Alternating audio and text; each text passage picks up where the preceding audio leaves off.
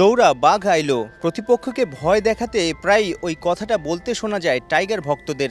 অথচ দৌড় শেষে বাঘেদের এই হাল দেখে উল্টো ভয় পাওয়ারই কথা ক্রিকেট ফলোয়ারদের।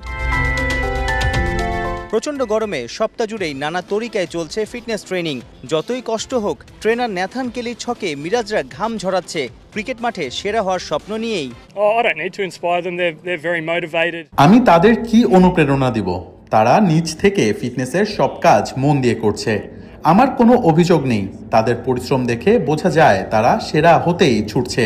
এখানে পাস ফেল কোনো ইস্যু না। এখান থেকেই আমি ধারণা পাবো আর কোথায় কতটা উন্নতি দরকার। যে কোনো খেলাতেই স্কিলের পাশাপাশি ফিটনেস সমান গুরুত্বপূর্ণ।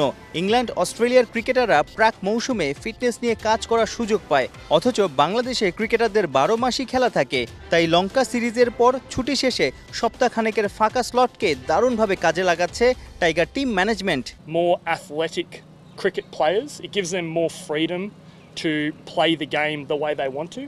So if you're a batsman with more power, you've got more. Cricket খেলোয়াড়রা যত ফিট হবে তাদের পারফরম্যান্সে ততই ইতিবাচক প্রভাব পড়বে।